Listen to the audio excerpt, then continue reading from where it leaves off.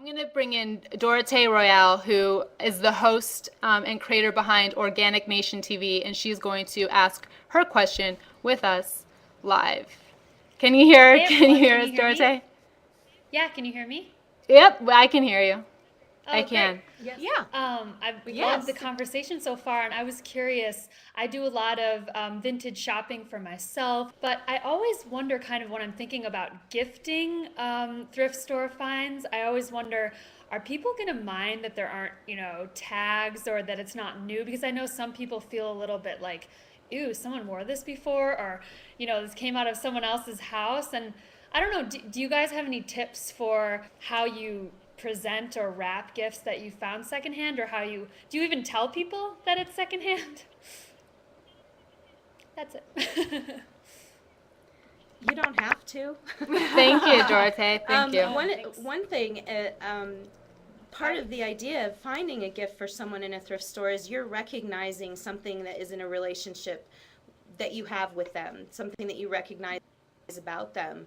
And when it's all in the packaging. So if you wrap it Right. beautifully and you clean it and you treat it with honor, that gift is going to be extremely well received. I've never given a thrifted gift that wasn't appreciated. Cool. Yeah, So- and I can say the same, and I think part of that goes to is that I don't shop for gifts. I shop year round, okay? And I really, um, I just can't understand the gift mentality we have these days, where people wait till the last minute, and then they run out and they buy something that's going to end up going back to the return desk or whatever, and it's we've lost the art of giving.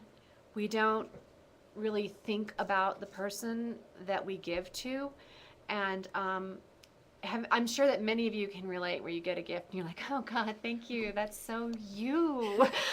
Maybe you should keep it.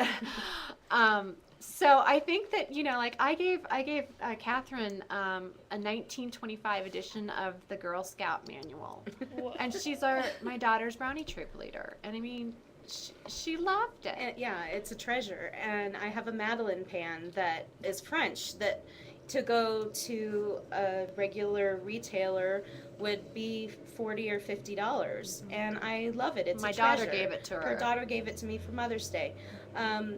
I think when people learn that you thrift, they kind of know. And I don't give a lot of clothes, but I give like vintage copper or things like that, and I pay $6 for it. Or I give cinnabar Right, and jewelry. pearls You and can find the most amazing jewelry. oh, And vintage, it's used by default. right. So from that standpoint, if you find a great lacquer purse or something like that for someone, it's already. Yeah, so I mean, of why course, is it different to shop in an antique store?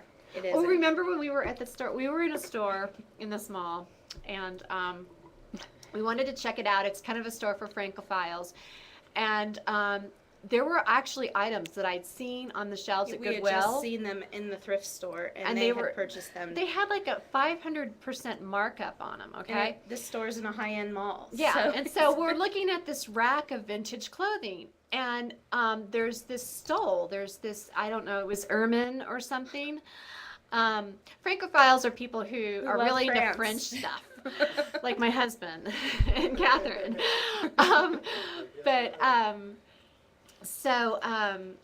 There was this stole. I don't know if it was ermine or something. I mean, I wouldn't buy it anyway, but at least it was old, And I said, I saw this stole at ARC just the other day, and this woman overheard me say this to Catherine, and she just looked at us like she was aghast. she was horrified. And I just wanted to say, well, where do you think this stuff comes from?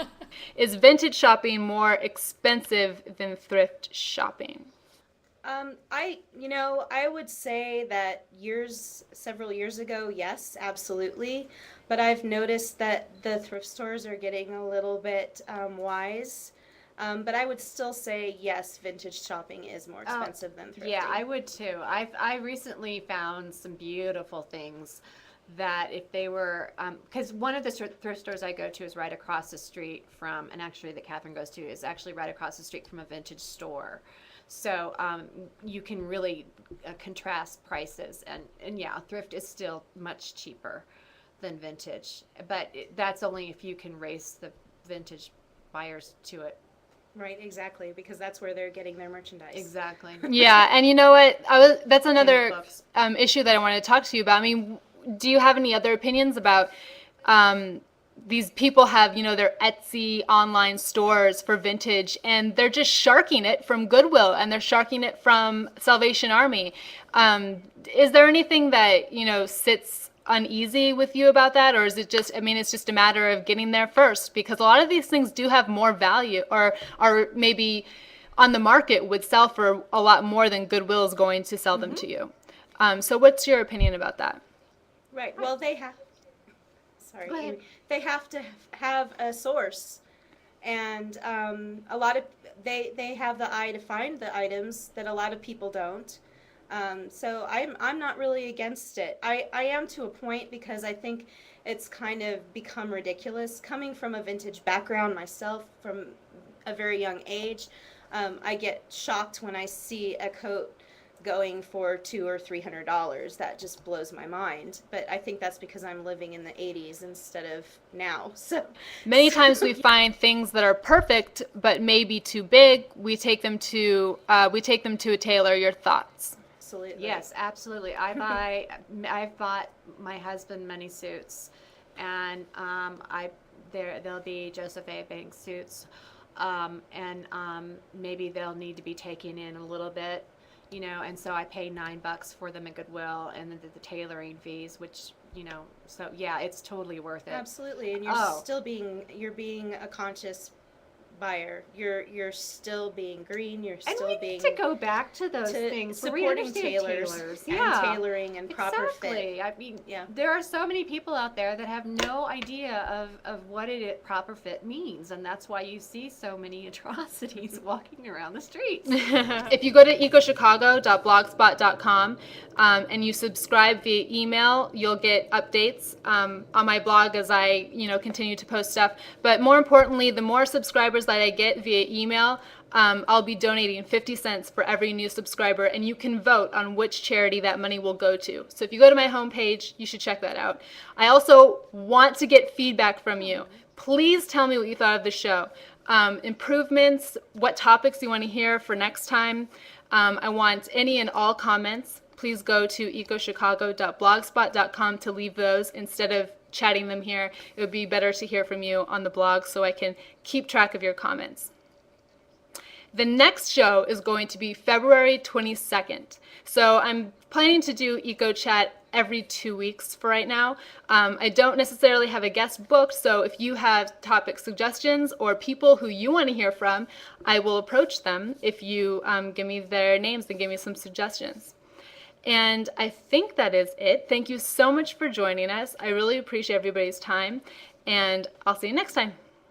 Bye. It was a lot of fun. Thank you, Alicia.